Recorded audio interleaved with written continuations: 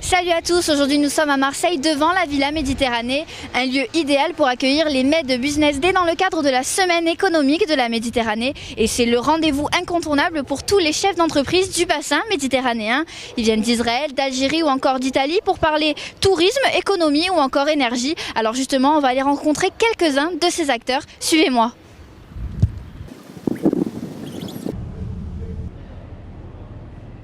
Eh bien, aujourd'hui, nous avons accueilli les Business Days parce que l'économie est la meilleure réponse pour la paix et le développement social et une réponse au chômage des jeunes. Et c'est pourquoi c'est la deuxième fois que la semaine économique de la Méditerranée se tient ici à la Villa Méditerranée.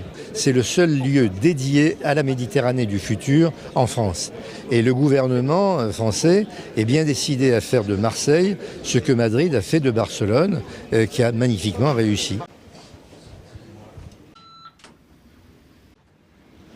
Donc tout simplement, l'idée c'est de faire cette fois des Med Business Day qui soient des rencontres de business où des chefs d'entreprise rencontrent des chefs d'entreprise et quand un chef d'entreprise parle à un autre chef d'entreprise, ils se comprennent. Que chaque fois que Marseille a connu une époque importante de développement économique, c'est chaque fois en même temps que la Méditerranée a connu un fort développement économique. Et donc on est en train d'essayer de construire la nouvelle Mare Nostrum du 21e siècle et Marseille a tous les atouts pour réussir avec les infrastructures qui ont été créées, avec la proximité, mais aussi avec la culture et avec les peuples.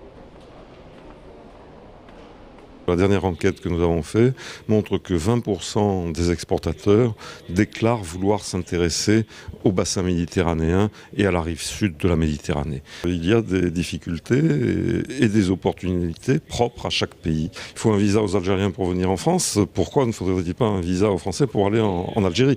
Ça, c'est une question qui dépasse les entrepreneurs. Par contre, je suis très optimiste dans le fait que c'est le commerce et le business qui peut être de nature à renforcer les liens, à dépasser les difficultés politiques ou les difficultés religieuses pour certains.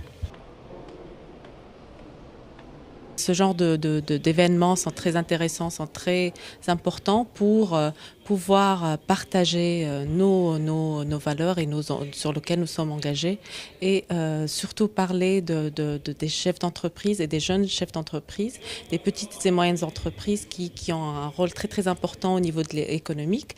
Vous voyez très bien aujourd'hui au niveau des débats, ça a été soulevé comme étant